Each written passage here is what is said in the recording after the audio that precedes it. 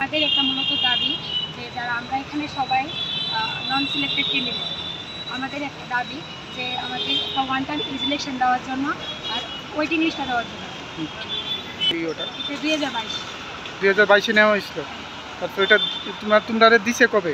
April মাসের 3 তারিখ, 2025-এর April মাসের 3 তারিখ দেওয়া হয়েছে। এর ভিতরে তোমরা পাইছো না? না, ওয়েটিং লিস্টে তোমরা? আমাদের এখন একটা দাবি যে আমাদের যাতে নেক্সট সেকেন্ড লিস্টটা দেওয়া হয়। আমাদের এখানে বেশিরভাগই আছি যে এই জব রিচ হয়ে গেছে। তো আমাদের আর নেক্সট আমাদের একটা ছোটো থেকে একটা স্বপ্ন কাজ করবো। তারপর এসএসসিজিডিতে অনেক ভাই বোনেরা চলে গেছে, তারা তো এখানে আসবে না। তো আমাদের দাবি যে তাদের ভ্যাকেন্সি আমাদের দেওয়া হয়।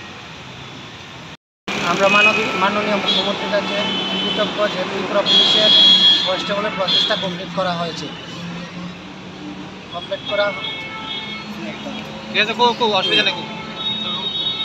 এখন আমাদের মধ্যে প্রচুর সংখ্যক ক্যান্ডিডেট রয়েছে যারা সিলেক্টেড হয়েছে। তারা এসএসসিজিডি, বিএসএফ, সিআইএসএফ অন্যান্য পোস্টে তারা পেয়ে গেছে জব। তো এখন তারা ত্রিপুরা পুলিশে আসবে না। প্রচুর সংখ্যক ক্যান্ডিডেট আছে যারা আমাদের মধ্যে এসএসসি পেয়ে গেছে, যারা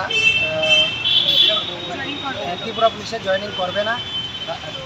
সেই পোস্টগুলো তো খালি থাকবে। তো মাননীয় মুখ্যমন্ত্রীর কাছে আমাদের আবেদন, সেই পোস্টগুলির মধ্যে যদি আমাদের মতন ক্যান্ডিডেট যারা 1 নম্বর 2 নম্বরের জন্য জব পায়নি, তারা যেন ওই পোস্টগুলোর মধ্যে তাদেরকে ওয়েটিং লিস্ট একটা দেওয়া হয়। আমাদের মাননীয় মুখ্যমন্ত্রীর কাছে আবেদন।